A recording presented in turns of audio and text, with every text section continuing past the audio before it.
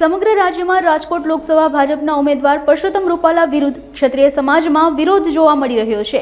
ત્યારે આ વિરોધના ભાગરૂપે ક્ષત્રિય સમાજ દ્વારા ગામે ગામ ધર્મરથ રવાના કરવામાં આવ્યા છે।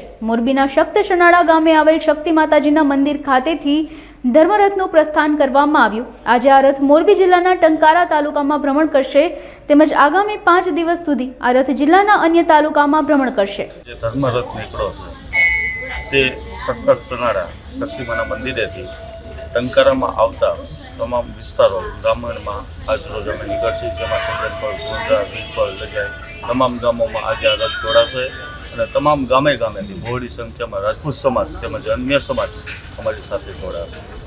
4 થી 5 દિવસ સુધી આ રથ મોરબી જિલ્લામાં અલગ અલગ ગામડાઓમાં ફરશે। કાલે જે વાંકાનેર તાલુકામાં હતો, આજે ટંકારા તાલુકો છે, આવનારા 2 દિવસમાં માળિયા અને મોરબી તાલુકામાં।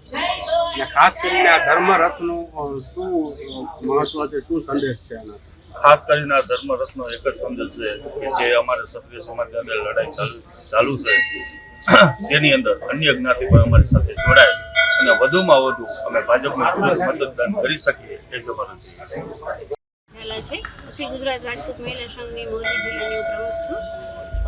આજે જે આ ધર્મરથ નીકળ્યો છે એનો અમારો એક જ હેતુ છે કે 18 વર્ણને સાથે રાખી અને અમે આ જે કાર્ય કરવા જઈ રહ્યા છીએ ભાજપની વિરુદ્ધ, કારણ કે લોકશાહી ઢબેથી અમે લડાઈ કરવા જઈ રહ્યા છીએ અને બહુ લાંબા ગાળાની આ લડાઈ છે અને એનું કારણ ફક્ત અને ફક્ત એટલું જ છે કારણ કે અમારી જે અસ્મિતાને ઠેસ પહોંચી રૂપાલા સાહેબે જે અભદ્ર ટિપ્પણી કરી એનો જ ફક્ત અમને વિરોધ છે, બાકી કોઈ જાતનો વિરોધ નથી।